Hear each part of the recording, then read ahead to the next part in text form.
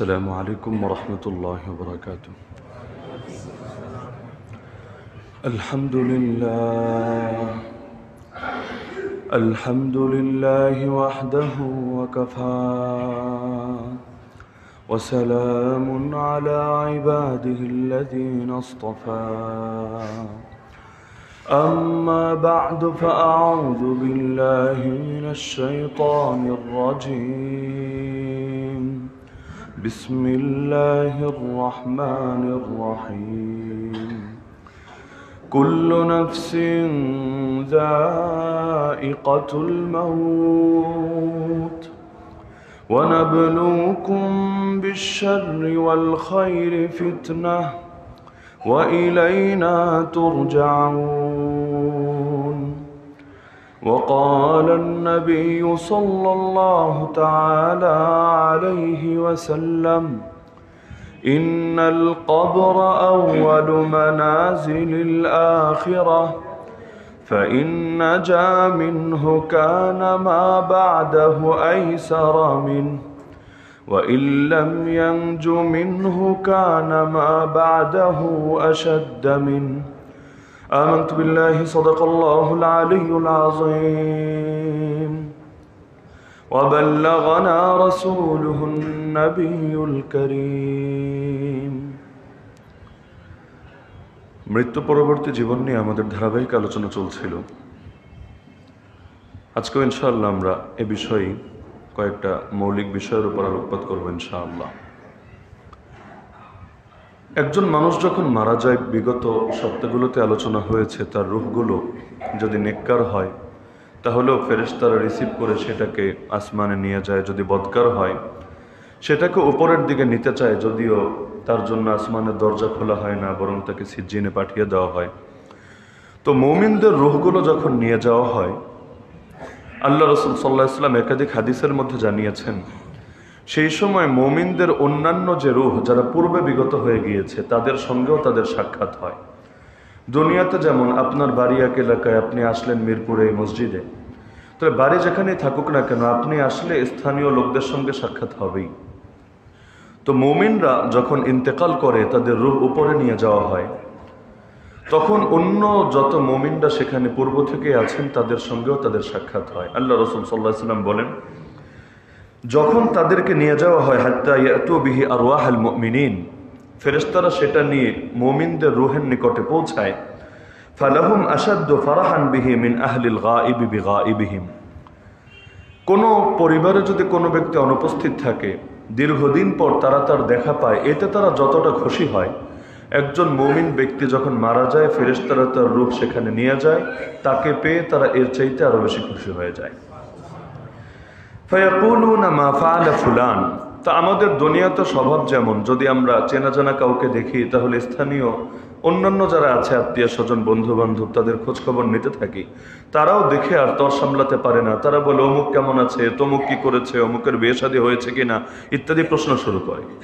তো দুই একজন প্রশ্ন করে বাকিরা আবার তাদেরকে শান্ত করে। তারা বলতে থাকে ফায়াকুলুনা দাউহু হাত্তা ইস্তারিহা, তাকে একটু সময় দাও, সে একটু রেস্ট করুক, একটু বিশ্রাম করুক।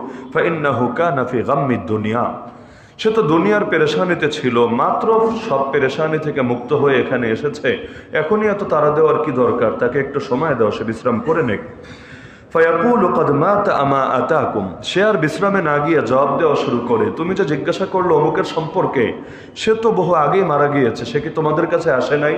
আল্লাহ রাসূল জানাচ্ছেন, সে বলে যে যার সম্পর্কে জিজ্ঞাসা করলে সে তো মিরপুরে নাই, দুনিয়াতে নাই, বহু আগে ইন্তেকাল হয়েছে, আমার আগেই চলে এসেছে, তাহলে সে কি তোমাদের এখানে আসে নাই? তখন তারা আফসোস করে বলে এখানে তো আসে নাই, তাহলে তো বিপরীতটাই হয়েছে। ফায়াকুলুনা যুহিবা বিহি ইলা উম্মিহি আল হাওয়িয়া, তাকে তো জাহান্নামের গর্তে নিয়ে নিক্ষেপ করা হয়েছে, কারণ সে যদি জাহান্নামে না হতো অবশ্যই আমাদের কারো না কারো সঙ্গে তার সাক্ষাৎ হতো, যেহেতু হয় নাই তার মানে সে জাহান্নামী হয়েছে। তখন তারা আফসোস করতে থাকে তার জন্য। আল্লাহ রাসূল সাল্লাল্লাহু আলাইহি ওয়াসাল্লাম এই যে হাদিসের মধ্যে জানাচ্ছেন, যে হাদিসটা সুনানে নাসাই এবং সহিহ ইবনে হিব্বানের মধ্যে আছে, এখান থেকে স্পষ্ট হয়ে যায় যে বারজাখের জগতে, বারজাখ এটা নিয়ে আমরা পূর্বে আলোচনা করেছি কোন জগৎকে বারজাখের জগৎ বলা হয়, অর্থাৎ মৃত্যু থেকে নিয়ে কিয়ামত পর্যন্ত যেই জীবনটা আমরা পাবো, যেই জগৎটাতে আমরা থাকবো, এই বারজাখের জগতেও মুমিনদের সঙ্গে মুমিনদের সাক্ষাৎ হয়। আল্লাহ তাআলা যদি চান সেখানে গিয়ে অনেক সাহাবীদের সঙ্গে সাক্ষাৎ হবে, তাবেঈদের সঙ্গে সাক্ষাৎ হবে, যাদেরকে দূর থেকে শুধু মহব্বতি করে গিয়েছি সেখানে গিয়ে অবশ্যই মুলাকাতের সুযোগ হবে। কারণ আল্লাহ রাসূল অন্য হাদিসে জানিয়েছেন, তাকুনু النسم طيرا تعلق بالشجر حتى اذا كانوا يوم القيامه دخلت كل نفس في جسدها। মুসনাদে আহমদের হাদিস, আল্লাহ রাসূল বলেন মুমিনদের রূহগুলো সেটা জান্নাতে পাখির আকৃতি দিয়ে দেওয়া হয় যেগুলো গাছের সঙ্গে ঝুলে থাকে। যদি শহীদেরটা হয় তাহলে আরেকটু স্পেশালিটি পায়। সাধারণ মুমিনদের রূহগুলো কবরে প্রশ্নোত্তর হওয়ার পরে, প্রশ্নোত্তর কিভাবে হয় এগুলো নিয়ে আলোচনা হয়েছে, প্রশ্নোত্তর হওয়ার পরে তার রূহটাকে সেখানে আল্লাহ তাআলা পাখির রূপ দিয়ে দেন। দেহের সঙ্গেও তার একটা কানেকশন থাকে, তবে মূলত সে জান্নাতের নেয়ামতগুলো ভোগ করতে থাকে। আল্লাহ রাসূল বলেন এভাবেই কিয়ামত পর্যন্ত চলবে। যখন কিয়ামতের দিবস কায়েম হবে তখন রূহগুলোকে দেহের মধ্যে পূর্ণভাবে ফিরিয়ে দেওয়া হবে এবং প্রত্যেকে নিজ কবর থেকে বের হয়ে রব্বুল আলামিনের সামনে গিয়ে দণ্ডায়মান হবে। অন্য হাদিসের মধ্যেও আছে, আল্লাহ রাসূল সাল্লাল্লাহু আলাইহি ওয়াসাল্লাম বলেন ওয়া ইন্নাল মুমিন ইউসআদু বিরূহিহি ইলা সামা, মুমিনের রূহ যখন আসমানে নিয়ে যাওয়া হয় ফাতাতিহি আরওয়াহুল মুমিনিন, তার কাছে অন্যান্য মুমিনদের রূহগুলো চলে আসে। ফায়াস্তাখবিরুনাহু আন মাআরিফিহিম মিন আহলিল আরদ, তারা তাদের পরিচিত যারা আছে দুনিয়াতে এদের সম্পর্কে খোঁজ খবর জিজ্ঞাসা করে। ফাইদা কালা তারাকতু ফুলানান ফিদ দুনিয়া আজাবাহুম যালিক, সে যদি কারো ব্যাপারে জবাব দেয় অমুককে দুনিয়াতে রেখে এসেছি এখনো মরে নাই, এটা শুনলে তারা খুশি হয়। কিন্তু যদি জবাব দেয় ওয়া ইন্না ফুলানান কাদ মাতা, অমুক তো মারা গিয়েছে, আর তারা দেখে মারা তো গিয়েছে তাদের সঙ্গে সাক্ষাৎ হয় নাই, তারা বেশ পেরেশান হয়ে বলতে থাকে মা জি আবিহি ইলাইনা, তাকে তো আমাদের নিকটে আনা হয় নাই। এজন্য এক হাদিসে আল্লাহ রাসূল এটাও জানিয়েছেন যে কাউকে যখন দাফন কাফন করবা তার কাফনের কাপড়টা যথাসম্ভব ভালো কাপড় দিবা। ইদা ওয়ালিয়া আহাদুকুম আখাহু ফালিয়হসিন কাফানাহু, নবী বলেন তোমাদের কেউ যদি তার ভাইয়ের ব্যাপারে দায়িত্বপ্রাপ্ত হয় সে যেন তাকে উত্তম কাফন পরিধান করায়। কেন? ফাইন্নাহুম ইউবাসুনা ফি আকফানিহিম ওয়া ইয়াতাযাওরুনা ফি আকফানিহিম, নবীজি বলেন তাদেরকে যখন উঠানো হবে তখনও সেই কাফন থেকে উঠানো হবে, আবার তারা যখন মুলাকাত করবে কাফনের কাপড়ের ভেতরেই মুলাকাত করবে। তো যার কারণে কাফনের কাপড়ের মানটা যাতে ভালো থাকে, দুনিয়াতে যেমন পচা কাপড় পরে ভালো কারো কাছে যেতে লজ্জা লাগে ভেতরে, তো তারাও যেহেতু বারজাখে পরস্পর সাক্ষাৎ করবে সুতরাং কাফনের কাপড়টাও যাতে এমন থাকে যেটার মোটামুটি একটা মান আছে, তো এরকম কাফনের কাপড় তোমরা দেওয়ার চেষ্টা করবা। অন্য হাদিসের মধ্যে আছে যে তারা যখন এই প্রশ্নগুলো করে আর একটু বিস্তারিতভাবে আল্লাহ রাসূল বলছেন যে কারো ব্যাপারে যখন জিজ্ঞাসা করলে তারা যখন বলে যে না সে তো মারা গিয়েছে আমাদের কাছে আসে নাই, ওই সময় আফসোস করে তারা বলে ইন্না লিল্লাহি ওয়া ইন্না ইলাইহি রাজিউন যুহিবা বিহি ইলা উম্মিহি আল হাওয়িয়া ফাবিসাতিল উম্মু ওয়া বিসাতিল মুরাব্বিয়া, আমাদের জীবন আল্লাহর জন্য, আমরা আল্লাহর কাছে ফিরে যাব, কিন্তু আফসোসের বিষয় হলো তাকে তো জাহান্নামে নেওয়া হলো, তার মা কতই না মন্দ মা, এবং যে তাকে পেলে পোষে বড় করেছে সেও না কতই মন্দ না অভিভাবক। কারণ তারা যদি তাকে সঠিক তারবিয়াত করত আজকে সে হয়তো আমাদের কাছেই আসতো, সে আমাদের কাছে না এসে ওখানে গেল কেন? তাহলে সবগুলো হাদিসের মূল বার্তা কিন্তু এটাই যে যখন মানুষ মারা যায় বারজাখের জগতে পরস্পরের সাক্ষাৎ হয়, মুমিনদের ক্ষেত্রেও হয় কাফেরদের ক্ষেত্রেও হয়। তবে কাফেরদের বিষয়টা আল্লাহ রাসূল ডিটেল জানান নাই, তিনি শুধু এতটুকু বলেছেন যে কাফেরদের প্রাণগুলো নিয়ে যখন রাখা হয় তখনও সেগুলো অন্যান্য কাফেরদের প্রাণের সঙ্গে মিলিত হয়।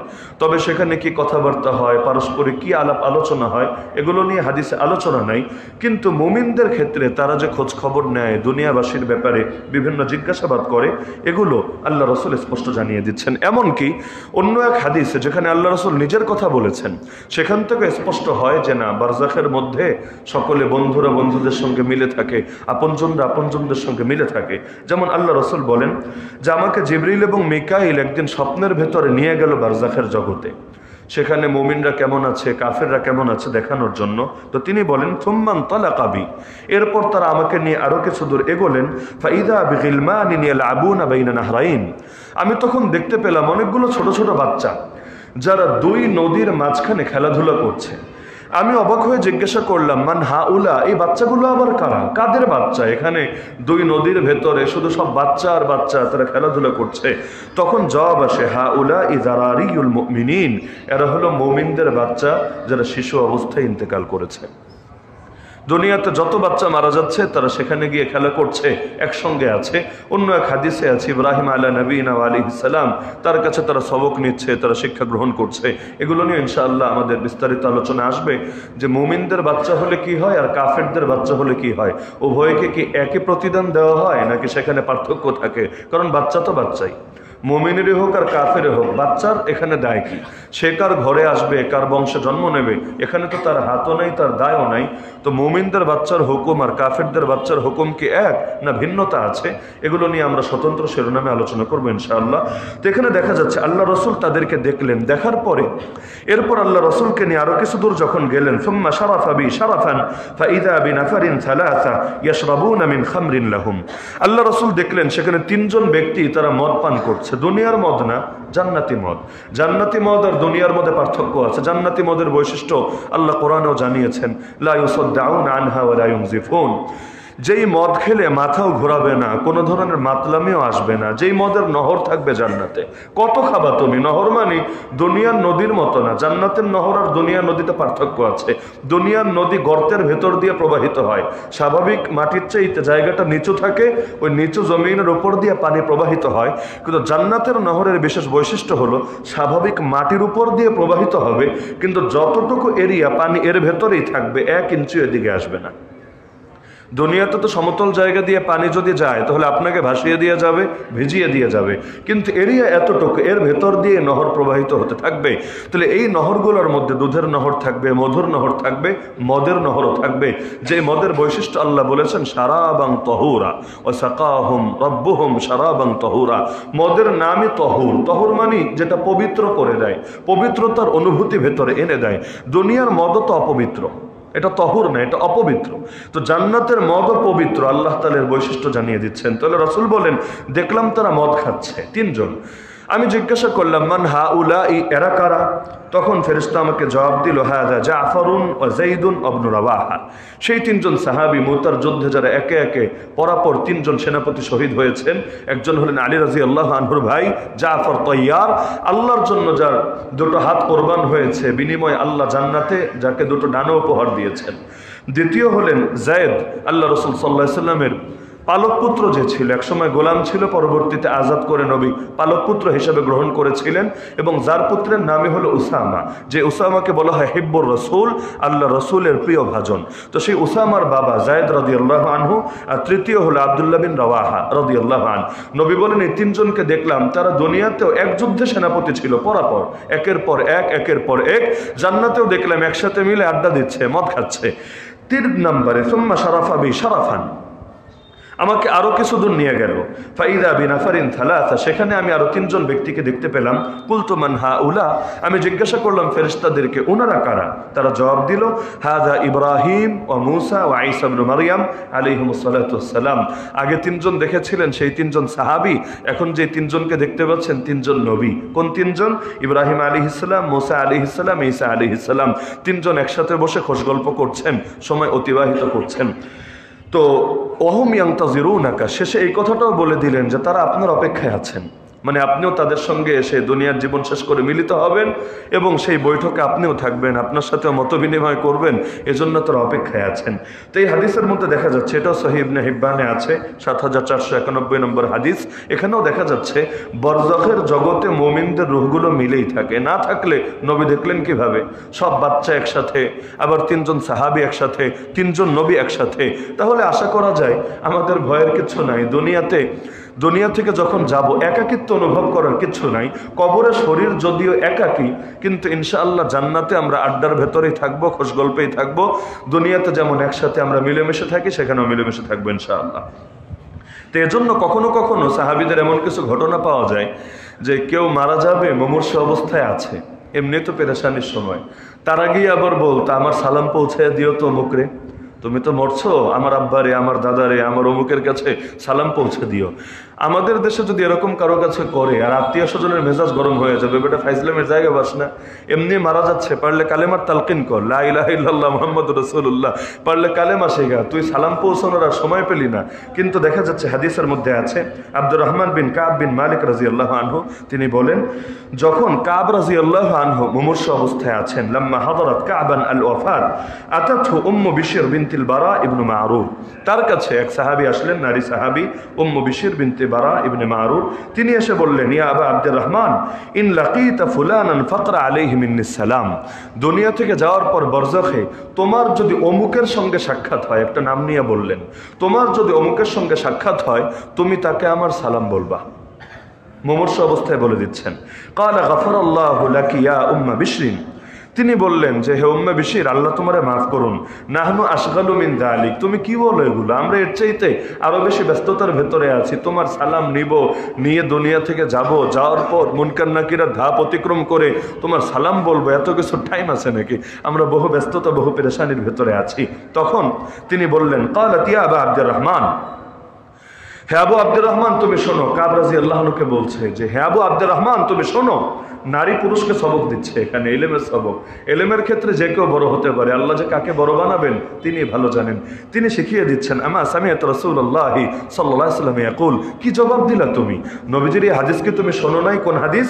ইন্না আরওয়াহাল মুমিনিনা ফি তাইরিন খুদরিন তাআলুকু বিশাজারিল জান্নাহ, মুমিনদের রূহগুলো একটা সবুজ পাখির ভেতর, এক একটা সবুজ পাখির ভেতর ঢুকিয়ে দেওয়া হয়, যেগুলো জান্নাতের গাছের সঙ্গে ঝুলে থাকে। তো এই হাদিস কি তুমি শোনো নাই? তিনি বললেন হ্যাঁ, এই হাদিস তো শুনেছি। তো তিনি বললেন, যদি শুনেই থাকো তাহলে তুমিও তো পাখি হবা, অন্যান্য পাখিদেরকে আমার সালাম বলতে কি সমস্যা, আপত্তি কেন? নবীর হাদিস যদি বুঝে থাকো, যা বললাম ঠিক তাই করবা। তাহলে শিখিয়ে দিচ্ছেন মৃত্যুর আগে মুমূর্ষু অবস্থায় সালাম দেওয়ার কথা। এটা সুনান ইবনে মাজাহ অর্থাৎ হাদিসের প্রসিদ্ধ 6 কিতাবের অন্যতম কিতাব, এখানে 1449 নম্বর হাদিস এখানে আছে। এমনকি প্রখ্যাত তাবী মুহাম্মদ ইবনুল মুনকাদির রাহমাতুল্লাহ আলাইহি তিনি বলেন, বিখ্যাত সাহাবী জাবির রাদিয়াল্লাহু আনহু, যার থেকে নবীজি একটা উটও কিনে নিয়েছিলেন এবং উটের টাকাগুলো তাকে জোর করে দিয়েছিলেন, যেগুলো সারা জীবন তিনি পরম যত্নে সংরক্ষিত রেখেছিলেন। পরবর্তীতে এই জালেম ইয়াজিদ ওর বাহিনী যখন মদিনায় ঢুকলো এবং 3 দিন পর্যন্ত মদিনায় গণহত্যা চালালো, তখন সেই জালেমরা তার থেকে ওই পয়সাগুলো জোর করে নিয়েছিল। তিনি বারবার কেঁদে কেঁদে বলছিলেন, সব নিয়ে যাওয়া, আপত্তি নাই, তো নবীর দেওয়া এই বরকতি জিনিসটা নিও না, এটা আমি এতকাল ধরে আগলে রেখেছি। তো তিনি যখন ইন্তেকাল করবেন, তিনি বলেন যে আমি তার কাছে গেলাম এমন অবস্থায় হো ইয়ামুত, তিনি মারা যাচ্ছেন। ফাকুলতু ইকরা আলা রাসূলিল্লাহি আসসালাম, আমি তাকে গিয়ে বললাম, আল্লাহ নবীকে আমার পক্ষ থেকে সালাম বলবেন। আমি প্রসঙ্গক্রমে একটা কথা বলে দিই, আপনাদের মধ্যে অনেকে ওমরায় যায় না, ওমরায় যায়, হজে যায়, বিভিন্ন সময় বাইতুল্লাহর সফরে যায়, আপনারা অনেক কিছুই বলে দেন তাদেরকে। যেমন কমন একটা কথা হলো, হুজুর দোয়া করেন, বা ভাই আমার জন্য দোয়া করবেন। ঠিক আছে, দোয়া চাবেন, কোনো সমস্যার কিছু নাই, এবং ওই জায়গার দোয়া আপনার জন্য আল্লাহ চাইলে কবুলও হতে পারে এবং আপনার সৌভাগ্যের কারণ হতে পারে। তবে আমার ব্যক্তিগত একটা পরামর্শ আছে এখানে, সেটা হলো যদি সম্ভব হয় আল্লাহর নবীকে সালাম পৌঁছান। নিজে কবে যেতে পারবেন কি পারবেন না কোনো গ্যারান্টি আছে, কপালে আছে কি নাই আল্লাহই ভালো জানেন। আল্লাহ রসুলকে রওজায়ে আতহারের সামনে দাঁড়িয়ে সালাম দিলে তিনি যে সালামের জবাব দেন, এটা তো হাদিসের মধ্যে আছে, সেই হাদিস দ্বারা প্রমাণিত। তো নিজে যেতে পারেন বা না পারেন, অন্তত সালামটা পৌঁছে তো দিতে পারেন। আমি বললেও যেমন, আমার পক্ষ থেকে আরেকজন পৌঁছে দিলেও তো তেমন। কত কবি কবিতা লিখে গেল আবেগে, বাতাসকে বলল, বাতাস আমার সালাম নিয়ে যাও রওজায়ে আতহারে, রসুলের শহরে। তো অন্তত বাতাসকে বলেন বা না বলেন, মানুষ যারা যাচ্ছে তাদেরকে তো বলা যেতে পারে। আগে বলেছে এটা পরামর্শ হিসাবে বলছি, কোনো মাসালা না। তো দোয়া চাইবেন, ঠিক আছে চান, কিন্তু সম্ভব হলে সালামও পৌঁছে দেন। হ্যাঁ, যদি তিনি গিয়ে প্রত্যেকের নাম আলাদা করে মনে নাও রাখতে পারেন, অন্তত এটা তো বলতে পারবে, ইয়া রাসূলুল্লাহ যারা যারা আপনাকে সালাম দিয়েছে সবার পক্ষ থেকে সালাম। তাহলে দেখা যাচ্ছে একজন মারা যাচ্ছেন সাহাবী, তাকে পর্যন্ত তাবেই এই পরামর্শই দিচ্ছেন, শেষ চাওয়া এটা যে আল্লাহ রসুলকে আমার সালাম বলবেন। তাহলে কি পরিমাণ আবেগ ছিল তাদের ভেতরে। এবং এখান থেকে এটাও কিন্তু প্রমাণিত হচ্ছে সাক্ষাৎ হবে ইনশাআল্লাহ। কারণ সাক্ষাৎ যদি না হয় তাহলে এই পরামর্শ দেওয়ার কি দরকার। এটা মুসনাদে আহমদ এবং সুনান ইবনে মাজার মধ্যে এই হাদিসটা আছে। তো যার কারণে বারজাখের মধ্যে সবগুলো বর্ণনা থেকে আরো অনেক হাদিস বলা সম্ভব, তবে আশা করি আর প্রয়োজন নাই। মূল এই ধারণাটা ক্লিয়ার হয়ে গেছে যে বারজাখের জগতে পরস্পরের সাক্ষাৎ হবে ইনশাআল্লাহ, এবং সেখানে আপনাদের ব্যাপারে খোঁজ খবর নেবেন। তবে একটা পেরেশানির বিষয় আছে, এখানে যারা আছেন এমন যাদের বাবা নাই, দাদা নাই, আপনারা আল্লাহর ওয়াস্তে এই বর্ণনাটা মাথায় গেঁথে রাখেন। সেটা কি, দুনিয়াতে আপনি যদি কোনো অপরাধ করেন, কোনো কুকর্ম করেন, আর আপনার বাবা যে কোনোভাবে সেটা জেনে যান, এতে কি আপনার গর্ববোধ হয় না লজ্জাবোধ হয়? নিশ্চয়ই লজ্জাবোধ হয়। তাহলে এই বিষয়টা কেমন হবে যে আপনার বাবা দুনিয়াতে নাই, চলে গেছেন, আপনি মাঝে মাঝে তার জন্য নিজে দোয়া করেন, দোয়ার ব্যবস্থা করেন, কিন্তু এমন কিছু কুকর্ম অবলীলায় করে যাচ্ছেন যেগুলো তার সামনে উপস্থাপন করা হচ্ছে এবং তিনি আপনাকে নিয়ে আফসোস করছেন, ধিক্কার দিচ্ছেন, লজ্জাবোধ করছেন। তাহলে প্রত্যেকেরই তো এই বিষয়টা মাথায় রাখা দরকার। আমার বাবা হয়তো নাই, আমার মা হয়তো নাই, দুনিয়াতে থাকলে আমি তাদের থেকে অপরাধগুলোকে হাইডে রাখার চেষ্টা করি, তারা জেনে গেলে লজ্জাবোধ হয়, অনুশোচনা হয়। তাহলে এখন যদি তাদের সামনে উপস্থাপন করা হয়, এটা আরো বড় লজ্জার বিষয় হবে। হাদিসের মধ্যে আছে, আল্লাহ রাসূল সাল্লাল্লাহু আলাইহি ওয়াসাল্লাম বলেন, ইন্না আ'মালাকুম তুরাজু আলা আকারিবিকুম ওয়া আশাইরিকুম মিনাল আমওয়াত। এই হাদিসটা মুসনাদে আহমদের মধ্যে আছে এবং এটাকে অনেকেই সহি বলেছেন, শেখ আলবানিও সহি বলেছেন তার সিলসিলায় সহিহার মধ্যে। তাহলে দেখা যাচ্ছে আল্লাহ রাসূলের বাক্য হলো, তোমাদের আমল উপস্থাপন করা হয় তোমাদের নিকটাত্মীয়দের সামনে, তোমাদের বংশীয় লোকদের সামনে যারা মৃত্যুবরণ করেছেন। ফাইন কানু খাইরান ফাইন কানা খাইরান ইস্তাবশারু বিহি, যদি তোমাদের আমলগুলো ভালো হয় তারা আনন্দিত হয়, আলহামদুলিল্লাহ যে তারা ভালো কিছু করছে, আমার ছেলে আমার নাতি ভালো কিছু করছে, ইনশাআল্লাহ আগামীতেও ভালো কিছু পাবে। ওয়া ইন কানা গায়রা যালিক, আর যদি উল্টাটা হয়, ভালো না হয়ে উল্টাটা হয়, আল্লাহ রাসূল বলেন কালু, তখন তারা বলতে থাকে, আপনার বাবা দোয়া করে আপনার জন্য, আপনার মা দোয়া করে আপনার জন্য, কি বলে, আল্লাহুম্মা লা তুমিতহুম হাত্তা তাহদিয়াহুম কামা হাদাইতানা, আল্লাহ ওদেরকে মৃত্যু দিও না যতদিন না তুমি ওদেরকে হেদায়েত দাও যেভাবে আমাদেরকে হেদায়েত দিয়েছিলে। ওখানে বসে দোয়া করতে থাকে, আল্লাহ মরণ দিও না, এই অবস্থায় মরণ দিও না, এখন মরলে ওদের উপায় থাকবে না, ওদেরকে ততদিন পর্যন্ত মৃত্যু দিও না যতদিন না ওদেরকে হেদায়েত দাও যেভাবে আমাদেরকে হেদায়েত দিয়েছো। তাহলে এই বর্ণনাটা মাথায় রাখলে আমাদের কি করণীয়, এটা কিন্তু প্রত্যেকের একটু বুঝে নেওয়া দরকার। অন্য এক বর্ণনায় আছে, আল্লাহ রাসূল বলেন, ইন্না আমালাকুম তুরাজু আলা মাউতাকুম ফায়ুসাররুন ওয়া ইউসাউন, একই কথা, তোমাদের আমলগুলো তোমাদের মৃত যারা তোমাদের নিকটাত্মীয় তাদের সামনে উপস্থাপন করা হয়, তারা আনন্দিত হয়, তারা শোকাহত হয়। অর্থাৎ কোনো কোনো সংবাদ পেলে আনন্দিত হয়, কোনো কোনো সংবাদ পেলে তাদের মনটা খারাপ হয়ে যায়। চেষ্টা করেন, অন্তত চেষ্টা করেন আপনার কারণে আপনার বাপ মা যাতে লজ্জিত না হয়, তাদের মনে যাতে খারাপ না লাগে, আপনার জন্য যাতে আফসোস করতে না হয়। তাহলে আমল উপস্থাপন করেন কে? আল্লাহই করেন। আর আল্লাহর সামনে গোপন বলতে কিচ্ছু নাই। ব্রাউজারের হিস্ট্রি যতই ডিলিট করেন, আল্লাহর থেকে তো আর ডিলিট করতে পারবেন না।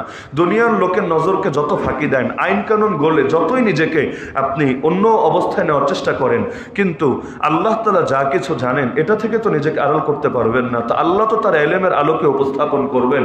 তাহলে সুতরাং প্রত্যেকে চেষ্টা করেন আজকে থেকে এমন কিছু করবেন যেটা জেনে আপনার মৃত বাবা, মৃত মা, মৃত দাদা, মৃত দাদি, মৃত নানা, মৃত নানি, মৃত আত্মীয় স্বজনরা আনন্দিত হবে। সম্ভব তো ইনশাআল্লাহ।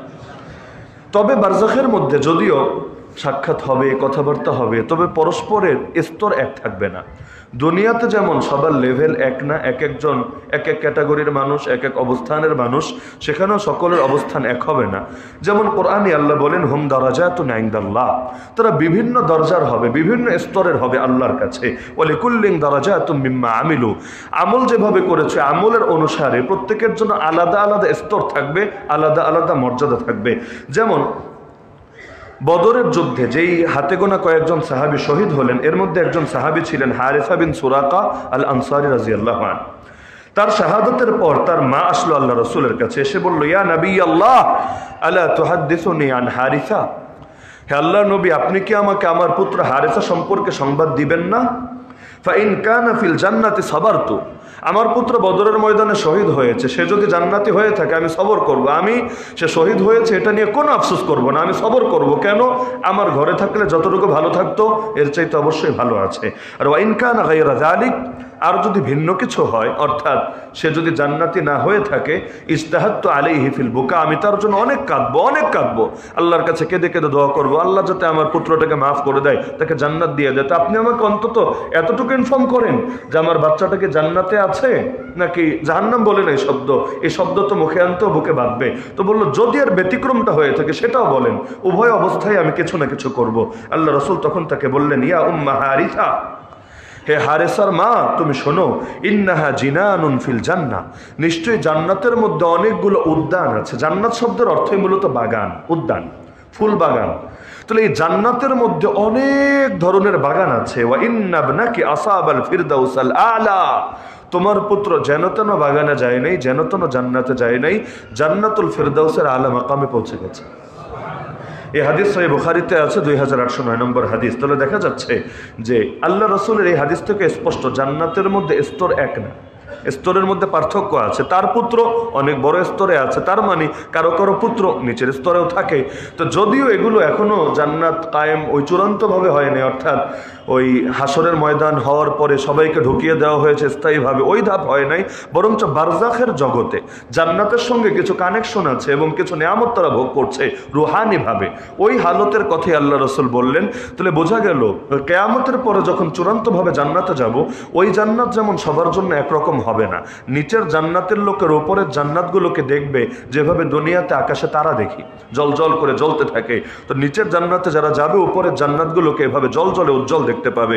তো ওই সময়ে যেমন জান্নাতে স্তরগত পার্থক্য থাকবে, মরার পরে কিয়ামতের আগে এই যে বারজাখের জীবন, এখানেও সবাইকে এক অবস্থান দেওয়া হয় না, এখানে স্তরগত পার্থক্য থাকে। ওই যে হাদিস একটু আগে হালকা শোনালাম যে জিবরিল এবং মিকাইল আলাইহিস সালাম স্বপ্নযোগে নবীকে একবার বারজাখ দেখিয়ে আনলেন, ওই হাদিসের মধ্যেও আছে আল্লাহ রাসূল বলেন, ওয়া আদখালানি দারান লাম আরা কাত্তু আহসানা মিনহা, এক পর্যায়ে তারা আমাকে নিয়ে এমন একটা বাড়িতে ঢুকালেন যেই বাড়ির চাইতে সুন্দর কোনো বাড়ি আমি জীবনে কখনো দেখি নাই। ফিহা রিজালুন শুয়ুখুন ওয়া শাবাবুন ওয়া নিসাউন ওয়া সিবিয়ানুন, তাতে দেখলাম অনেক পুরুষ আছে যাদের কেউ বুড়া কেউ জোয়ান, অনেক নারী আছে অনেক শিশু আছে।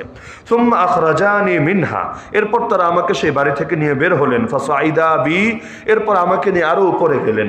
ফাআদখালানি দারান হিয়া আহসানু আফদালু, সেখানে আমাকে নিয়ে এমন একটা বাড়িতে ঢোকালেন যেই বাড়ি আগেরটার চাইতে আরো বেশি সুন্দর, যেখানেও দেখলাম ফিহা শুয়ুখুন ওয়া শাবাব, অনেক বৃদ্ধও আছে অনেক নওজোয়ানও আছে। পরে আমি তাদেরকে জিজ্ঞাসা করলাম, এই প্রথম বাড়ি কার আর দ্বিতীয় বাড়ি কার, এবং এখানে কাদেরকে দেখলাম আর উপরে কাদেরকে দেখলাম? তারা তখন জবাব দিল, ওয়া দারুল উলা আল্লাতী দাখালতা দারু আম্মাতিল মুমিনিন, প্রথম যে বাড়িতে আপনি ঢুকেছিলেন এটা হলো সাধারণ মুমিনদের বাড়ি, সাধারণ মুমিন যারা আছে, ইমানদার যারা আছে তাদের বাড়ি। কিন্তু আম্মা হাদিহি দার ফাদারুশ শুহাদা, উপরে গিয়ে যে বাড়িটা দেখেছিলেন আরো বেশি চমৎকার, এটা সাধারণ মুমিনদের বাড়ি না, এটা শহীদদের বাড়ি। তাহলে দেখা যাচ্ছে যে শহীদদের বাড়ি আর সাধারণ মুমিনদের বাড়িতে পার্থক্য আছে। তো শহীদ যেমন সাধারণ মুমিনের চাইতে এক ধাপ উপরে, নবী তো আরো উপরে, আবার সিদ্দিক যারা আছে তারাও তো শহীদদের উপরে, নবীদের নিচে।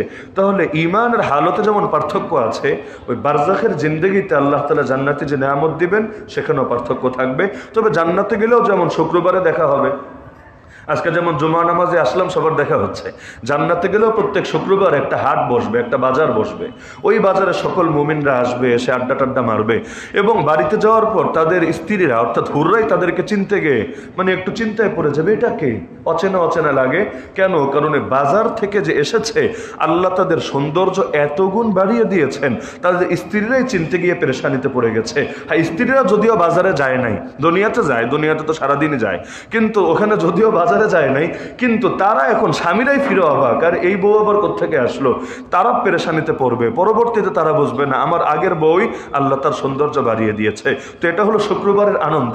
দুনিয়াতে যেমন শুক্রবার সাপ্তাহিক ঈদ, জান্নাতের মধ্যেও সাপ্তাহিক ঈদ থাকবে। তো যে যত উপরের জান্নাতে থাক আর নিচের জান্নাতে থাক, ওই সাততলায় থাকুক আর নিচতলায় থাকুক, বাজারে আসলে তো দেখা হয়, জান্নাতের মধ্যে ইনশাআল্লাহ দেখা হবে। মুমিনরা পরস্পরের সঙ্গে সাক্ষাৎ করবে। এই ব্যবস্থা না থাকলে তো নবীজির সোহবত পাওয়া সম্ভব না, কারণ নবী থাকবেন কই আর আমি আপনি যাব কোথায়, এটা তো কোনো তুলনাই চলতে পারে না। তাহলে ওই ব্যবস্থা যদি না থাকে অন্তত মাঝে মাঝে সোহবত নেওয়ার সুযোগও তো হবে না। জান্নাতের আমি তো মনে করি রবের দিদারের পর সবচাইতে বড় নেয়ামতই নবীজির সোহবত। এর সমতুল্য কি নিয়ামত আছে? কিসের হুর আর কিসের গেলমান, কিসের মদের নহর আর কিসের কি? নবীকে পাওয়ার চাইতে বড় নিয়ামত কি হয়? এক সাহাবী একদিন খুব কাঁদছেন। আল্লাহ নবী বলছেন, কি ব্যাপার, তুমি এত কাঁদো কেন? সে ডাইরেক্ট বলে বসলো, ইয়া রাসূলুল্লাহ, দুনিয়াতে সামান্য সময় আপনাকে না দেখলেই টিকতে পারি না, বিচলিত হয়ে যায়, পেরেশান হয়ে যায়, ভয় লাগে, কি হলো না হলো, নবী কি অবস্থায় আছেন, তা আপনাকে ছেড়ে মোটেও থাকতে পারি না। মৃত্যুর পর কি হবে? আপনি চলে যাবেন কত উপরের জান্নাতে, আর আমরা থাকবো সাধারণ জান্নাতে, কি হবে আমাদের পরিণতি, কি হবে? আল্লাহ রাসূল তখন আল্লাহর পক্ষ থেকে আয়াত চলে আসলো, নবী যে আয়াতগুলো পড়ে শোনালেন যে শোনো, ওয়া ইউতিইল্লাহ ওয়া রাসূল ফাউলাইকা আল্লাযীনা মা'আল্লাযীনা আন'আমা আল্লাহু আলাইহিম মিনান নাবিয়্যিন ওয়াস সিদ্দীকিন ওয়াশ শুহাদা'i ওয়াস সালিহিন। টেনশনের কিছু নাই, আল্লাহ তাআলা দুনিয়াতেও যেমন মিলিয়ে রেখেছেন, জান্নাতেও নবীদের সঙ্গে মিলায়ে দিবেন। আনতা মা মান আহবাবতা, তুমি যাকে মহব্বত করেছো আখিরাতেও তার সঙ্গী হবা। এই সঙ্গী হওয়ার মানে এটা না যে নবীজি জান্নাতে সাহাবীকে উনি ওই পরিমাণ ওই মাকামের জান্নাতে দেওয়া হবে, এটা তো সম্ভবই না, কল্পনাই করা যায় না। কিন্তু সোহবতের ব্যবস্থা থাকবে। দুনিয়াতে যেমন মাঝে মাঝে প্রধান উপদেষ্টার সঙ্গেও দেখা করা যায়, বড় বড় মন্ত্রী এমপির সাথেও দেখা করা যায় কদাচিৎ হলেও, তো একইভাবে জান্নাতে এটা আরো সুন্দরভাবে থাকবে। দুনিয়া তো ভোগান্তি শেষ নাই, জান্নাতে ভোগান্তি ছাড়াই আল্লাহ তাআলা ইন্তজাম করে দিবেন ইনশাআল্লাহ। তাহলে এখানে দেখা যাচ্ছে, এছাড়া শহীদদের ব্যাপারে তো হাদিসে আরো স্পষ্টভাবে আছে। আল্লাহ রাসূল সাল্লাল্লাহু আলাইহি ওয়াসাল্লাম বলেন, ওয়ালা তাহসাবান্নাল্লাযীনা কুতিলু ফি সাবিলিল্লাহি আমওয়াতা বাল আহইয়াউন ইনদা রাব্বিহিম ইরযাকুন। এই আয়াত তেলাওয়াত করার পরে নবীজি বললেন, আরওয়াহুহুম ফি জাওফি তাইরিন খুদরিন, শহীদদের রূহগুলো জান্নাতের সবুজ পাখির ভেতরে থাকবে। লাহা কানাদিলু মুআল্লাকাতুন বিল আরশ, এই পাখিগুলো থাকার জন্য আরশের সঙ্গে ঝুলন্ত অনেকগুলো দীপাধার থাকবে। দীপাধার মানে দীপ রাখার আধার। এই আধার মানে অন্ধকার না, আধার মানে পাত্র। ওই অন্ধকারের আধার হলো চন্দ্রবিন্দু দিয়ে, আর উপর চন্দ্রবিন্দু, এটা চন্দ্রবিন্দু ছাড়া। দীপ রাখার পাত্র মানে কি, আগের যুগের যদি রাজা বাদশার বাড়িঘর দেখবেন তখন তো আর বিদ্যুৎ ছিল না, লাইটিং ছিল না, ওই দেয়াল কেটে কেটে এভাবে জায়গা করে রাখে, এখানে বাতি রাখতো, বাতি ওই জায়গা থেকে বাতি জ্বলতো, আলোগুলো সব জায়গায় ছড়ায় যেত। তো আরশের সঙ্গে এরকম অনেক বাতি রাখার মতো জায়গা থাকবে, যেখানে বাতি রাখা হবে না, যেখানে পাখি গিয়ে বসবে। ওই পাখি খাঁচার মধ্যে যখন আপনারা রাখেন, মাঝখানে একটা লাঠি দিয়ে দেন যাতে এসে পাখিটা বসতে পারে, এরকম ধরেন অনেক খাঁচার মতো জিনিস আরশের সঙ্গে ঝুলন্ত আছে। এবং এগুলো শহীদদের জন্য বরাদ্দ। রাসূল বলেন, তাসরাহু মিনাল জান্নাতি হাইতু শাআত, তারা জান্নাতের যেখানে ইচ্ছা সেখানে ঘুরে বেড়ায়, আজকে এখানে, কাল ওখানে, পরশু ওখানে, যখন যেখানে মনে চায়। সুম্মা তাউই ইলা তিলকান কানাদিল, সারাদিন ঘোরার পরে তারা এই যে নিজের খাঁচা বা নিজের দীপাধার যেটা আছে এখানে এসে আশ্রয় নেয়। ফাত্তালা ইলাইহিম রাব্বুহুম ইত্তিলাআতান, রব্বুল আলামিন তখন তাদের দিকে নজর দেন। ফাকাল হাল তাশতাহুনা শাইআন, সারাদিন ঘুরে এসেছে, রব্বুল আলামিন জিজ্ঞাসা করেন, তোমাদের আর কিছু লাগবে, কি চাও তোমরা? ওই দুনিয়াতে বাচ্চা খেলাধুলা করে আসে, স্কুল থেকে আসে, আপনি জিজ্ঞাসা করেন, বাচ্চা কি লাগবে তোমার? তো এরাও ঘোরাঘুরি করে এসেছে, আল্লাহ জিজ্ঞাসা করেন, কিছু লাগবে, কি চাই তোমাদের? তখন তারা বলবে, আইয়া শাইইন নাস্তাহি, আল্লাহ আর কি চাইবো বলেন, আছে কি আর চাওয়ার? ওয়া নাহনু নাসরাহু মিনাল জান্নাতি হাইতু শি'না, যেখানে ইচ্ছা জান্নাতে ঘুরে বেড়াচ্ছি, জান্নাতের ফল ফলাদি খাচ্ছি, নিয়ামত ভোগ করছি, আর চাওয়ার আছেটা কি? তো আল্লাহ তাআলা এভাবে তিনবার জিজ্ঞাসা করবেন। ফাফআলা বিহিম সালাসা মাররাত, আল্লাহ তিনবার জিজ্ঞাসা করবেন, কারণ আল্লাহ তাআলা চাইলেই খুশি হন, না চাইলে নারাজ হন। না চাওয়ার মানে হলো বান্দা এখন বড় হয়ে গেছে, চাওয়ার কিছু বাকি নাই। কিন্তু যতদিন পর্যন্ত চায় আল্লাহ খুশি হন যে না, বান্দা এখনো নিজেকে বিনয়ী রেখেছে, এখনো আমার প্রতি মুখাপেক্ষিত অনুভব করছে। যত বেশি বান্দা মুখাপেক্ষী হয় আল্লাহ তত বেশি রাজি হয়। এজন্য আমি মনে করি, এটা আপনাদের জন্য দোয়া করছি না, আমি এমনি মনে করি, জীবনে কিছু বিপদ লেগে থাকা ভালো। একদম বিপদ মুক্ত হয়ে গেলে ঝামেলা, সেটা কি? আল্লাহর সঙ্গে দেখবেন দোয়া, কান্নাকাটি, মোনাজাত একটু কমে যায়, দূরত্ব একটু বেড়ে যায়। আর টুকটাক যদি মুসিবত থাকে, টুকটাক মুসিবত, এত আহামরি মুসিবত না যে জিন্দগি শেষ অথবা মানুষের কাছে হাত পাততে হচ্ছে, এগুলো কিচ্ছু না। হালকা পাতলা মুসিবত, যার জন্য মাঝে মাঝে আল্লাহর কাছে একটু হাত তোলা হয়, একটু চোখ বেয়ে পানি গড়িয়ে পড়ে, অন্তরের মধ্যে আল্লাহ তাআলার প্রতি একটা মহাব্বত অনুভব হয়, নামাজটাও নিয়মিত আদায় হয়, মাঝে মাঝে সালাতুল হাজত হয়, নিয়মিত না হলেও কিছু সময় হলেও অন্তত তাহাজ্জুদ হয়, থাকা ভালো আলহামদুলিল্লাহ। আর যদি এমন হয় জীবনে কিছু নেই, কিছু লোক আছে জ্বরও হয় না, ওদের গ্যাস্ট্রিকের ওষুধও খাওয়া লাগে না, কোনো সমস্যাই নাই। এর মধ্যে কিছু তো আছে আল্লাহকে স্মরণে রাখতে পারে, আর কিছু হলো আল্লাহ থেকে দূরে সরে যায়। এই ফেরাউনের ব্যাপারে ইতিহাসে আছে, ওর নাকি 40 বছরে একবার জ্বরও হয়নি, বাথরুমের সমস্যা হয়নি, কিচ্ছু হয় নাই। এক পর্যায়ে তো নিজেকে রবি দাবি করে বসেছে। তো জীবনে কিছু বিপদাপদ থাকা খারাপ না, আল্লাহর সঙ্গে সম্পর্ক থাকে। মুমিনদের উপর মুসিবত আসে কেন? এর অন্যতম একটা ব্যাখ্যা এটাই যে আল্লাহ চান মুমিন সর্বদা তার প্রতি মুখাপেক্ষী থাকুক, বেনিয়াজ না হয়ে যাক, অমুখাপেক্ষী না হয়ে যাক। কারণ কোরআনে আছে, কেউ যদি অহংকার বশত আল্লাহর কাছে দোয়া না করে সে জাহান্নামে যাবে। ইন্নাল্লাযীনা ইস্তাকবিরুনা আন ইবাদাতি ইয়ানি দুআই সায়াদখুলুনা জাহান্নামা দাখিরিন। যারা অহংকার বশত আমাকে ডাকা থেকে মুখ ফিরিয়ে রাখে তারা ধিক্কৃত লাঞ্ছিত হয়ে জাহান্নামে প্রবেশ করবে। তার মানে আল্লাহর প্রতি মুখাপেক্ষী থাকবে বান্দা, এটাই আল্লাহ চান। এজন্য দোয়াকে বলা হয়েছে আর দোয়া হুয়াল ইবাদা, দোয়াই হলো ইবাদত। দোয়া যদি একটা নগদে কবুল না হয় তা আরো বেশি আলহামদুলিল্লাহ, কবুল হলে তো আলহামদুলিল্লাহ আছে, কবুল যদি নগদে না হয় আরো বেশি আলহামদুলিল্লাহ। কেন? প্রতিটা দোয়ার বিনিময় আল্লাহ হাসরের ময়দানে এত দেওয়া দিবেন, এত দেওয়া দিবেন, বান্দা আফসোস করে বলবে আল্লাহ একটাও কবুল না হলে ভালো হতো, আজকে অনেক আগে যেতে পারতাম যদি একটাও কবুল না হতো। যেগুলো কবুল হয়েছে এগুলো তো শেষ, লস হয়ে গেছে। তাহলে যেগুলো কবুল হয় নাই নগদে নগদে, এটাতে আরো লাভ হয়েছে। সুতরাং আল্লাহ 3 বার জিজ্ঞাসা করবেন, ফালাম্মা রাআউ আন্নাহুম লা ইউতরাকু মিন আন ইউসআলু। যখন শহীদরা দেখবে না ছাড়াছাড়ি নাই, 3 বার জিজ্ঞাসা করেছে, হয়তো এটা কন্টিনিউ চলতে থাকবে, তারা এখন ভাবে এমন কিছু চাইতে হবে যেটার পর আল্লাহ আর কিছু বলবে না। এখন এমন কি আছে জান্নাতে, কি চাইবে যেটা চাইলে আল্লাহ তাআলা আর কোনো কিছু জিজ্ঞাসা করবে না? তারা বলবে, ইয়া রাব্বি নুরিদু আন তারুদ্দা আরওয়াহানা ফি আজসাদিনা। আমরা চাই আপনি আমাদের দেহের ভেতরে আমাদের রূহটাকে ফিরায় দেন, হাত্তা নুকতালা ফি সাবিলিকা মাররাতান উখরা, আপনার রাস্তায় যাতে আরেকবার শহীদ হয়ে আসতে পারি।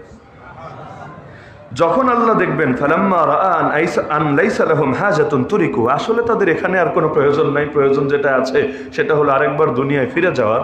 কারণ নবীজি হাদিসে জানিয়েছেন, একবার কেউ মরলে গোটা দুনিয়ার মালিকানার অফার দেওয়া হলেও ফিরতে চাইবে না, তবে শহীদ বলবে আল্লাহ অন্তত 10 বার ফিরায় দেন, কারণ সে দেখেছে শাহাদাতের কি মর্যাদা।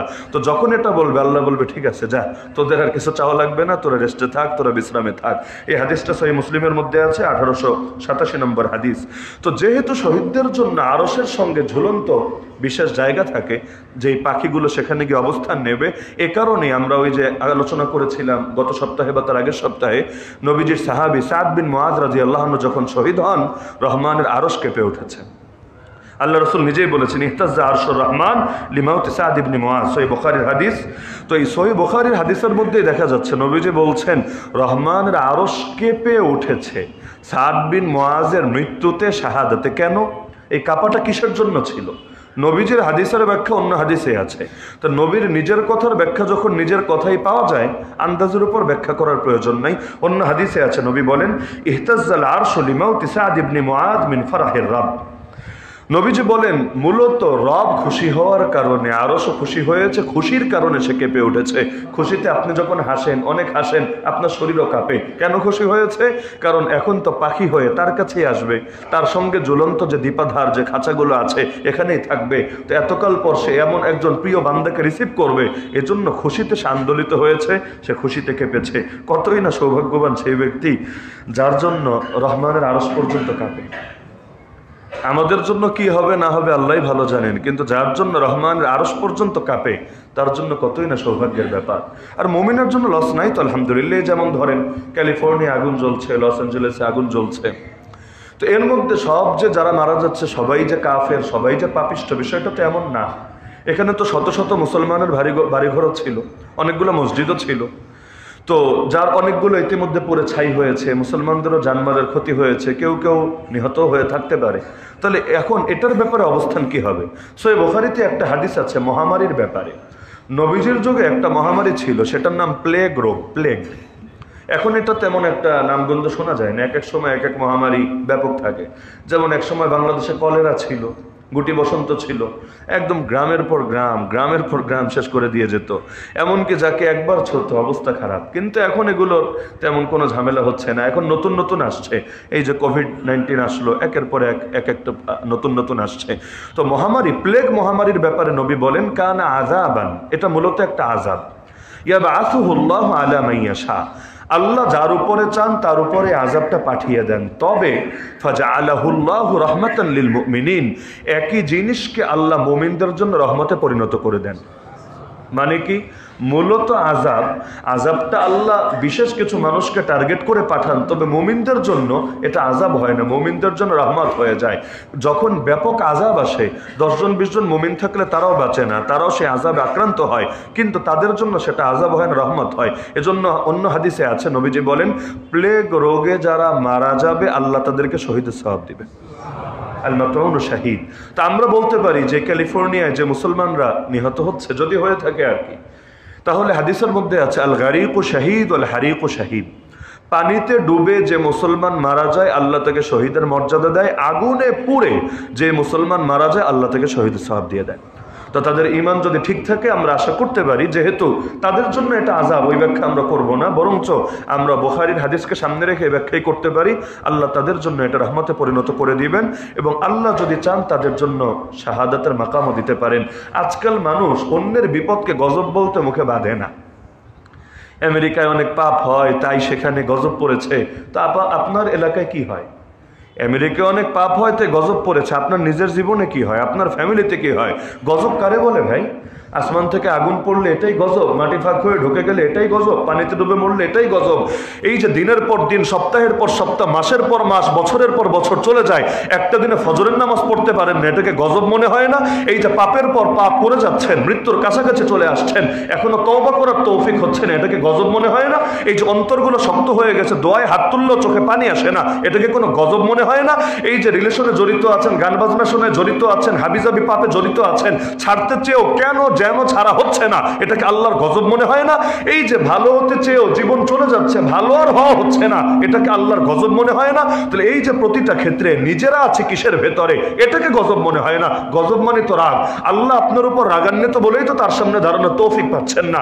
আপনি ভাবছেন নামাজ পড়ছেন না, কিন্তু আপনার ভাবা দরকার ছিল আল্লাহ আপনাকে তার সামনে দাঁড় করাচ্ছেন না, কারণ আমার ঘরে সে আসলে আমি খুশি হব যাকে আমি ভালোবাসি, যার সাথে আমার ভালো সম্পর্ক আছে।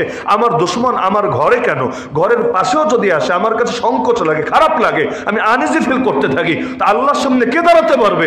আল্লাহর সামনে সেই দাঁড়াতে পারবে যাকে আল্লাহ ভালোবাসে। এজন্য হাসান বসরিকে এসে একজন জিজ্ঞাসা করলো, হযরত আমি চাই ডেইলি তাহাজ্জুদ পড়বো, একদিনও পারি না, কেন? তিনি বললেন, শোনো, দিনের বেলা আল্লাহকে নারাজ করা ছেড়ে দাও, রাতের বেলা আল্লাহ তোমাকে তার সামনে দাঁড় করিয়ে দেবে।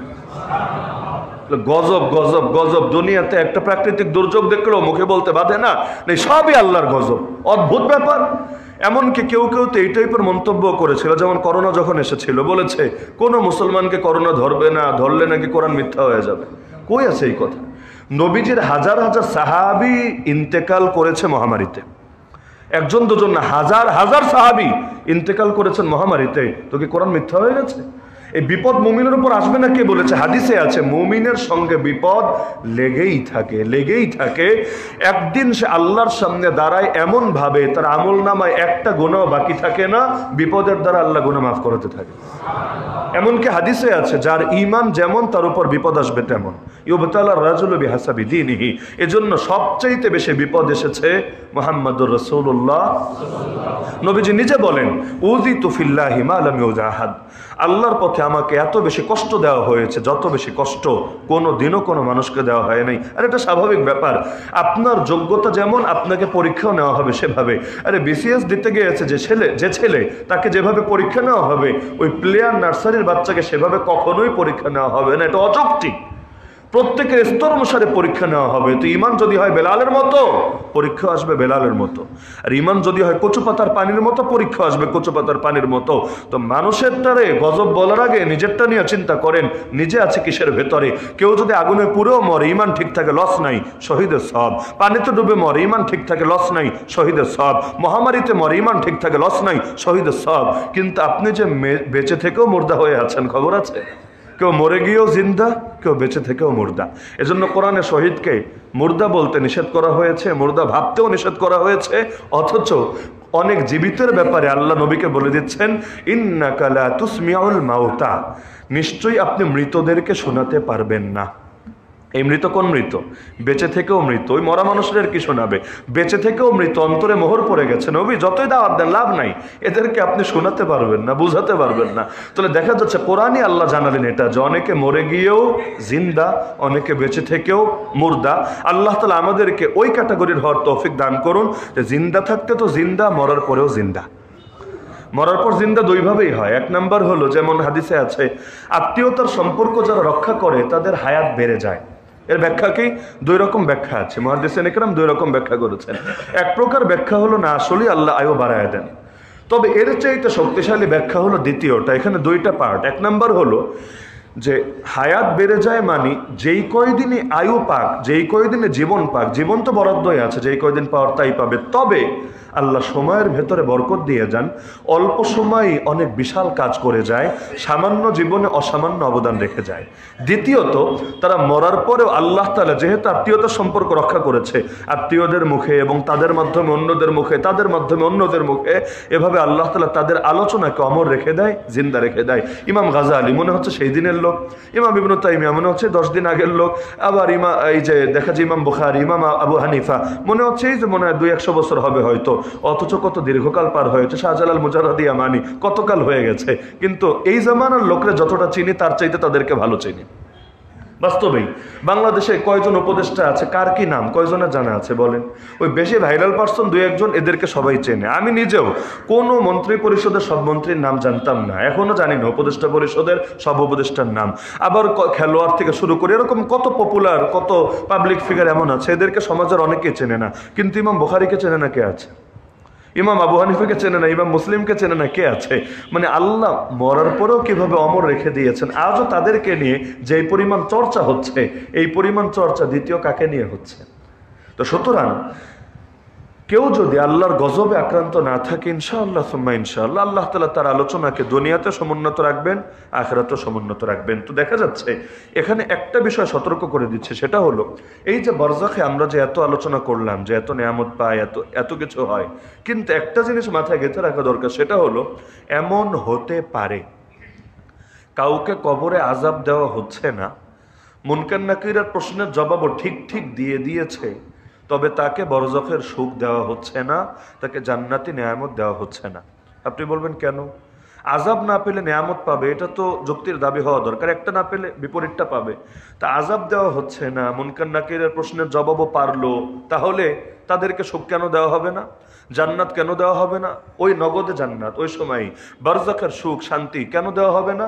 এটা আমি বিশেষভাবে তাদেরকে স্মরণ রাখতে বলবো যারা এখানকার স্থানীয় বাসিন্দা।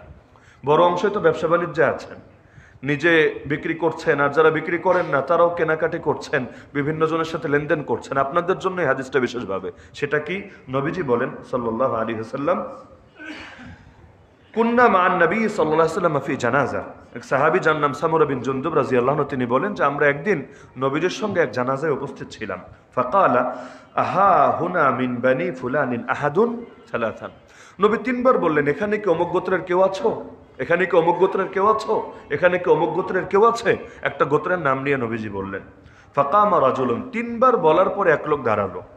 ফাকালা লাহু নবী সাল্লাল্লাহু আলাইহি ওয়াসাল্লাম, নবীজি প্রথমে একটু রাগ করলেন যে প্রথম 2 বার দাঁড়ালো না কেন? তোমাকে 3 বার বলে দাঁড় করাতে হলো কেন? মা মানাকা ফিল মাররাতাইনিল উলায়াইন আল্লা তাকুনা আজাবতানি। প্রথম 2 বার তোমাকে জবাব দিতে কোন জিনিস বাধা দিল? এরপর নবী মূল যে পয়েন্টটা বললেন, যেটা আমাদের আলোচনার সাথে প্রাসঙ্গিক, নবীজি বললেন, ইন্না সাহিবাকুম কাদ হুবিসা আলা বাবিল জান্নাতি বিদাইনিন কানা আলাইহি। এই যে তোমাদের সাথী জানাজা হলো, কিন্তু তাকে জান্নাতের দরজায় বাধা দেওয়া হচ্ছে, সে ঢুকতে পারছে না। কেন? কারণ তার কাঁধে ঋণের বোঝা রয়ে গেছে। ঋণের বোঝা নিয়ে রয়েছে, এজন্য সে প্রশ্নের জবাব পেরেছে, মুনকার নাকিরের জবাব পেরেছে, কোনো ঝামেলা নাই, আযাবেও পড়ে নাই, সব ঠিক আছে, কিন্তু তাকে জান্নাতের শান্তি দেওয়া হচ্ছে না, তাকে অ্যাক্সেস দেওয়া হচ্ছে না। কেন? ঋণটা আগে ক্লিয়ার করতে হবে। তো খুঁজেছি তোমাকে কেন? যাতে করে তোমরা যেহেতু বংশের লোক, তোমরা এটা নিয়ে কোনো ফিকির করতে পারো, তার পক্ষ থেকে ঋণের হক আদায় করতে পারো। সুনান নাসাই এবং মুসনাদে আহমদে হাদিসটা বর্ণিত আছে।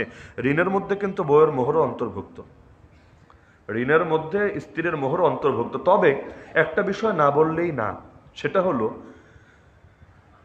চলমান এই নিউ ওয়ার্ল্ড অর্ডারের কারণে বা এই যে বর্তমানে যে ধারার অর্থ ব্যবস্থা সারা দুনিয়াতে ছড়িয়ে আছে, ধরেন আমাদের দেশেও যে ধারার অর্থ ব্যবস্থা আছে, এবং এগুলোর কারণে কাগজে মুদ্রাটাই তো এখন সব হয়ে গেছে। এখন তার স্বর্ণ মুদ্রা, রৌপ্য মুদ্রা এগুলো নাই, এগুলোর নামও ছেলেরা বোঝে না এটা কি জিনিস, আবার এটা কি ছিল। এই যে কাগজের নোট যতদিন দুনিয়াতে থাকবে, এখনো যেমন আছে, নারীদেরকে যদি নগদে নগদে মোহর না দেন, নারী জাতি ঠকবেই ঠকবে। বাংলাদেশের ফেমিনিস্ট আর নারীবাদীরা কত কিছু নিয়ে হাউকাউ করে, কিন্তু এই বিষয়টা কি কারো মাথায় আসে না? মানে ওদের মাথায় কি সারাদিন বুদ্ধি কিলিবিলি করে না গোবর কিলিবিলি করে, আল্লাহ ভালো জানে। মানে এই যে একটা পয়েন্ট, ধরেন আমি উদাহরণ দিলে ভালো বুঝবেন, বিয়ে করেছেন 90-এর দশকে বা 80-র দশকে, এখানে মুরব্বী যারা আছেন সবাই তো এমন, আপনারা তো 2-4 বছরে বিয়ে করেন নাই, 40 বছর 30 বছর 50 বছর হয়েছে। ওই সময় যদি নগদ মোহর দিয়ে থাকেন তো দিয়েছেন, আলহামদুলিল্লাহ, এটা নিয়ে আলাপ না। যারা দেন নাই, ভাবলেন এখনই দিবেন, ধরেন আজকে শুক্রবার সন্ধ্যা হওয়ার আগেই দিবেন, কত দিবেন? যত নির্ধারণ করেছিলেন ততই তো দিবেন। এবং আমিও ভিন্ন ফতোয়া দিতে পারি না যে নির্ধারণ করেছিলেন 1980 সালে, 1995 সালে নির্ধারণ করেছিলেন 20,000, তখন তো 20,000 যেন তেন ব্যাপার না, বিশাল ব্যাপার। তো তখন নির্ধারণ করেছিলেন 20,000। আমি এই মেম্বার থেকে ফতোয়া দিতে পারি না যে এখন 2 লাখ না দিলে মোহর আদায় হবে না, 1 লাখ না দিলে মোহর আদায় হবে না, এই ফতোয়া আমি দিতে পারি না। আমার তো ফতোয়ার ভাষা এটাই বলতে হবে যে যা নির্ধারণ করেছেন তাই আপনাকে পে করতে হবে। কিন্তু আপনি আপনার বিবেককে জিজ্ঞাসা করেন তো, ওই সময়ের 20,000 আর আজকের 20,000 কি এক কথা? আপনি চিন্তা করেন, আসলে কি এক কথা? এক কথা বাদ দিলাম, কাছাকাছি কথা তাও তো না। ওই সময়ের 20,000 কি আর আজকের 20,000 কি? আজকের 20,000 তো কোনো টাকাই না। বাস্তবে আজকে আমাকে আপনার বাসায় দাওয়াত দেন খাওয়ার জন্য, ওই বাজার করতে গেলেই দেখবেন 10,000, 12,000, 15,000 নেই। এমনটা হয়ে যায়, একবেলা মেহমানদারি করতে গেলেই ওই 5 থেকে 15,000, এটা মেহমানদারি একটা স্বাভাবিক রেট, মানে এটা লাগেই লাগে। তাহলে দেখা যাচ্ছে যে একবেলা খাওয়াতে গেলেই যদি 10-15,000 যায়, 20,000 দিয়ে কি করবে? ওই যাদের বাচ্চারা বিভিন্ন উন্নত স্কুলে পড়ে, অনেকের মাসিক ফি আছে এর চাইতে বেশি। এমন মাদ্রাসাও আছে বাংলাদেশে 40,000, 50,000 টাকা মাসিক বেতন, তো 20,000 দিয়ে কি করবে? মানে এটা কি কাজে আসবে? তো এখন দেখা যাচ্ছে আপনি দিলেন, কিন্তু এতে নারী ঠকছে কিনা আমাকে বলেন, নারী ঠকছে কিনা আমাকে বলেন। হ্যাঁ, এই ঝামেলাটা হয়েছে আধুনিক এই মুদ্রা ব্যবস্থার কারণে। আজকে যদি স্বর্ণ মুদ্রা থাকতো, ঠকতো না। কেন? ধরেন নির্ধারণ করা ছিল ওই সময়ের হিসাবে 7 ভরি দিয়ে নির্মিত এই পরিমাণ স্বর্ণ মুদ্রা। ওই 7 ভরি যদি আজকে দেন, মোটেও ঠকবে না, আরো জিতবে। ওই সময়ও জিততো, আজকেও জিতবে, কোনো লস নাই। জমি ওই সময় দিলেও জিততো, আজকে আরো বেশি জিতবে, কোনো লস নাই। কিন্তু এই নগদে কাগজে টাকার কথা আমি বলছি, দিলে এমনিই ঠকে, এমনিই ঠকে, তাও দেয় না। দিলে তো ঠকে ঠকে, তাও দেয় না। উল্টা এমন এমন কাপুরুষ বের হয়েছে সমাজে, একদল হলো ক্ষমা চায় নেয়। তোমার জন্য এত কিছু করলাম, এই কয়টা টাকা মোহরের জন্য তুমি আমার উপর দাবি রাখবা? এমন ভাবে ঘোরায় পেঁচায় বলে। এখন নারীও আসলে চিন্তা করে, ইমোশনাল ব্ল্যাকমেইল আর কি। নারীও চিন্তা করে, থাক এই কয়টা টাকার জন্য তার কাছে ছোট হব, টাকা কি, আমার স্বামী থাকলেই চলবে, সারা জীবন সুখী সংসার আমি যাপন করে দুনিয়া থেকে যেতে পারলেই হবে। তাহলে দেখা যাচ্ছে ওর কি একবার লজ্জা লাগে না, একবার বিবেকে বাঁধে না? ওর কাছে যদি কেউ এভাবে চায় তার ঋণ মাফ করায় না, কেমন লাগবে? হয়তো মাফ করবে চক্ষু লজ্জার কারণে। তো চাওয়াটাই তো কাপুরুষতা। ঠকাও কিভাবে তুমি? তাও নিজের ঘরের বউরে ঠকাও, অন্য মানুষকে ঠকালে ভিন্ন আলাদা। তুমি অনেক খাওয়াইছো তো কি, অনেক কাপড় দিছো তো কি, এটা কি অনুগ্রহ করলা, নাকি তার যেটা প্রাপ্য তাকে সেটা দিলা? তো তুমি তারে খাওয়াইছো এটা দেখলা, সে তোমার জন্য কি কি করেছে এটা দেখলা না? নাকি দুনিয়া টাকাই সব? এই আধুনিক এই জামানার এই আর এক ফেতনা, মানে টাকাই যেন সব। নারীকে উন্নত হতে হবে, এগিয়ে যেতে হবে, কি করতে হবে? টাকা কামাতে হবে। এখন যদি বসের ঝাড়ি শোনে, এটাও মাশাআল্লাহ মারহাবা। আর স্বামীর যদি মিষ্টি মিষ্টি কথা শোনে, এটাও গোলামি, এটাও তার শৃঙ্খলা। এখন এই অবরোধ বাসিনী থাকা যাবে না, ঘর থেকে বের হতে হবে, বাইরে গিয়ে কাজ করতে হবে। কি হবে? বাচ্চা মানুষ হলে হোক, না হলে না হোক, শ্বশুর শাশুড়ি ঠিক থাকলে থাক, মরলে মরুক, জামাই খুশি থাকলে থাক, নারাজ হলে হোক, পয়সা থাকলে জামাই কত পাওয়া যাবে, একটা গেলে 10টা আসবে। কিন্তু মূল হলো খালি পয়সা আর পয়সা। মানে জীবনের সবকিছুর মূল হয়ে গেল পয়সা। এই পুঁজিবাদী দুনিয়া, এই পুঁজিবাদী অর্থ ব্যবস্থা মানুষকে এমনভাবে পয়সার গোলাম বানিয়ে ছেড়েছে, এখন দুনিয়ার সব কিছুর পেছনে মানুষ আগে পয়সা খোঁজে। সহিহ বুখারীতে হাদিস আছে, নবীর বদদোয়া, তাইসা আবদুদ্দিন। আর এই বদদোয়া আপনাদের কারো উপর লেগে গেলে আমার দায় নেই, নবী বদদোয়া দিয়েছেন। তাইসা আবদুদ্দিনার ও আব্দুদ দিরহাম ও আব্দুল কাতিফ ও আব্দুল খামিসা। নবী বলেন, ধ্বংস হোক স্বর্ণ মুদ্রার গোলাম, রৌপ্য মুদ্রার গোলাম, উত্তম কাপড়ের গোলাম, উত্তম চাদরের গোলাম। ওই জামানায় যা ছিল তা বলছেন আর কি। তখনকার মুদ্রাই তো স্বর্ণ মুদ্রা, রৌপ্য মুদ্রা। এখনকার বিবেচনায় ধরেন টাকা, ডলার ইত্যাদি। তাহলে টাকার গোলাম, ডলারের গোলাম, উত্তম কাপড়ের গোলাম, উত্তম চাদরের গোলাম। ওই সময় চাদরটাও কাপড় হিসেবে ব্যবহৃত হতো। তো নবী বলেন এরা ধ্বংস হোক। তো গোলাম কারা? নবী তাদের গুণ বলে দিচ্ছেন। গোলাম হলো তারা ইন ওতিয়া রাদিয়া ওয়া ইল্লাম ইউতা সাখিতা তাইসা ওয়া তাসা ওয়া ইযা শিকা ফালান তাকাশা। নবী বলেন যাদের গুণ হলো টাকা পয়সা কাপড় চোপড় পেলে আল্লাহর উপর খুশি, না পেলে নারাজ। যতদিন আল্লাহ দেয় খুব খুশি, খুব খুশি। আল্লাহ যদি পরীক্ষায় ফেলে, হতেই পারে ব্যবসায় মার খেয়েছে, ঋণে পড়েছে, করোনার ধাক্কা এখনো কাটায় উঠতে পারে নাই, হতে পারে, তাহলে আল্লাহর উপর নারাজ। এখন ডাইরেক্ট তো আল্লাহরে খারাপ কিছু বলতে পারে না, মুখে বাঁধে, বিবেকে বাঁধে, তো দিলে দিলে আল্লাহর উপর খুশি না। তাহলে বুঝতে হবে আর আল্লাহর গোলাম না, এরা টাকার গোলাম।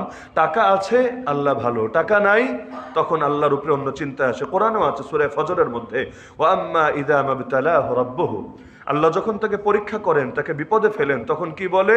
রব্বি আহানান, আল্লাহ আমার অপমান করেছে, আল্লাহ আমাকে লাঞ্ছিত করেছে, আল্লাহ আমাকে অপদস্থ করেছে। ওই যে দুনিয়াতে আছে, বাচ্চা আছে, বাচ্চা দিয়েছে আল্লাহ, খুব খুশি, আল্লাহ তুমি খুব ভালো। কিন্তু বাচ্চা মারা গিয়েছে, আল্লাহ কি আর কাউরে পাইলো না, আমার কোলটারে খালি করলো। মানেটা কি? মানে আল্লাহ কি ভুল করলো না অন্যায় করলো? আল্লাহ কি করেছে বলো?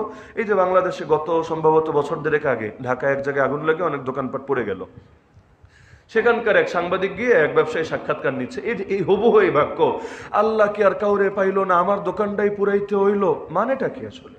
এই কথা যদি স্বাভাবিক সেন্সে বলে বেঈমান, সঙ্গে সঙ্গে বেঈমান, কোনো মুফতি তারে ফতোয়া দিয়ে বাঁচাতে পারবে না। আর যদি সেন্সলেস হয়ে যায় যে আসলে ওর হিতাহিত জ্ঞানই ছিল না, তাহলে ভিন্ন আলাপ, আল্লাহ মাফ করবেন। তবুও কথাটা কুফরি কথা, এবং তার তওবা করতে হবে। সে যখন এগুলো শুনবে, জানবে, ক্লিপ নিজেরটা নিজে দেখবে, ওর তওবা করা লাগবেই লাগবে। কারণ এটা ডাইরেক্ট আল্লাহকে জালেম বানানো, আল্লাহর উপর অভিযোগ দেওয়া। আল্লাহ দিলেও আলহামদুলিল্লাহ, আল্লাহ না দিলেও আলহামদুলিল্লাহ। নবী আল্লাহর কাছে চেয়ে নিয়েছেন, আল্লাহ আমাকে এমন জীবন দেন, একদিন খেয়ে থাকবো, শুকরিয়া আদায় করব, আর একদিন না খেয়ে থাকবো, সবর করব। শুকরিয়ার দ্বারাও খুশি, সবরের দ্বারাও আপনি খুশি। কারণ মুমিন জীবনে পরীক্ষায় দুইটা, 3 নম্বর কোনো পরীক্ষা নাই। মুমিনের পরীক্ষা হয়তো শুকরের পরীক্ষা, না হলে সবরের পরীক্ষা। আমাদের সারা জীবনে 3 নম্বর কোনো পরীক্ষাই নাই। হয়তো দিয়ে দেখবেন শুকরিয়া আছে কিনা, হয়তো না দিয়ে দেখবেন সবর করে কিনা। এই 2 লাইনে যদি ঠিক থাকতে পারেন, অনেকে পারে না।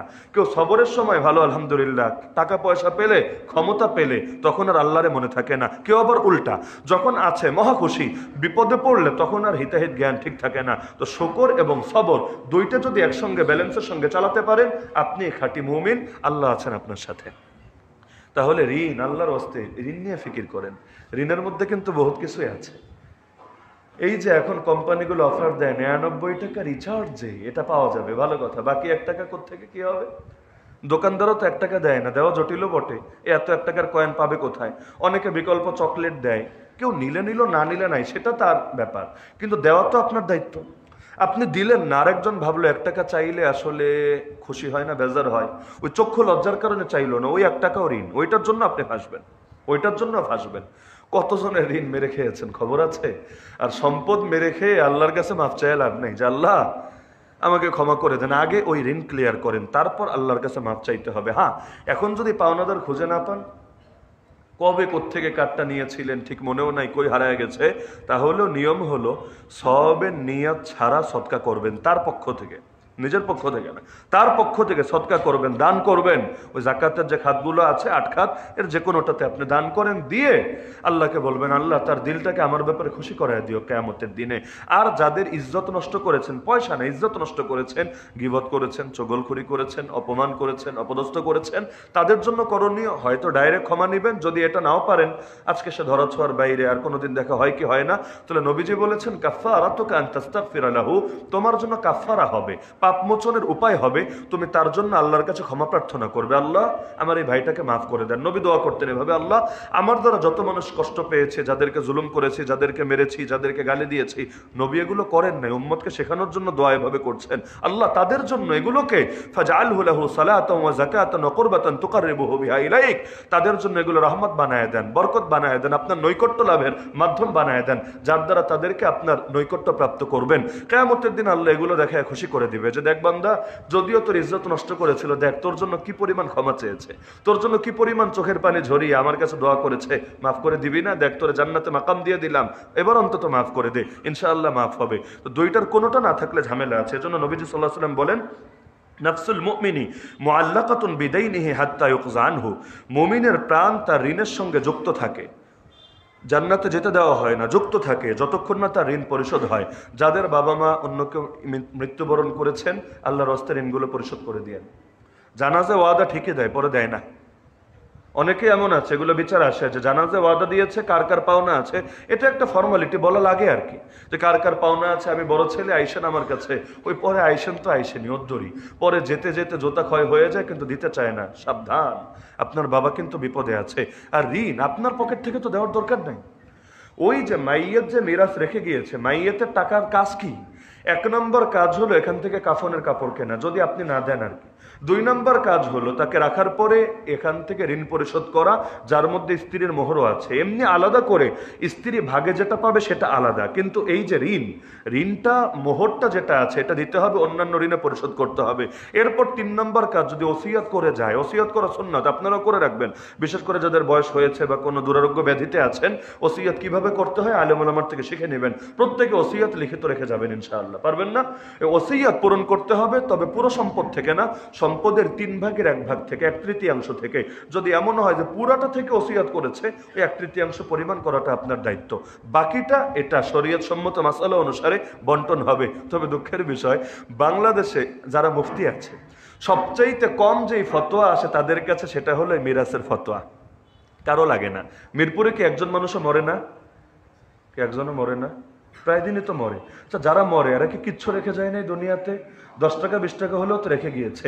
আচ্ছা, এগুলো ভাগ করলেন কিভাবে আপনি ফতোয়া ছাড়া? এগুলো যে ভাগ করলেন, দুইটার যে কোনো একটা, আপনি আন্দাজের উপর মেরে দিলেন, না হলে ফতোয়া অনুসারে করলেন। ফতোয়া তো নেনই না। নিয়ম হলো মুফতি সাহেবের কাছে গিয়ে বলবেন যে এই পরিমাণে স্থাবর অস্থাবর সম্পত্তি রেখে গিয়েছেন, আর আমরা এই কয়জন হকদার আছি, আত্মীয় স্বজন এই কয়জন আছি। এরপর তিনি হিসাব করে দেখাবেন, তুমি এই কয় পার্সেন্ট, তুমি এই কয় পার্সেন্ট, তুমি এই কয় পার্সেন্ট, ব্যাস এভাবে বন্টন হবে। অধিকাংশ মানুষ হারাম খাচ্ছে, তারা কোনো বন্টন করছে না, ওই যার যতটুকু পারে দখলে রেখে খাচ্ছে আর খাচ্ছে। তো এটা যে আপনার প্রাপ্য, আপনারা কে ফতোয়া দিয়েছে? কে ফতোয়া দিয়েছে? মুফতিদের কাছে সবচাইতে বেশি ফতোয়া আসে তালাক নিয়ে, মাথা খারাপ করে ফেলে। রাত 2টা নাই 3টা নাই, হুজুর দেখেন বাচ্চারা কাঁদে, কোনোভাবে মিটমাট করা যায় কি না, 5,000 লাগে 10,000 লাগে দিব, 3 তালাক তো দিয়ে ফেলেছে রাগের মাথায়, দেখেন না মিটমাট করা যায় কিনা। কিন্তু বেশি দরকার ছিল যেটা, এটার কোনো খবরই নাই। এখানেও যারা আছেন, যারা মিরাজ ভাগ করেন নাই, 5 বছর 10 বছর খাচ্ছেন, আজকে উদ্যোগ নেন, মিরাজ ভাগ করতে হবে।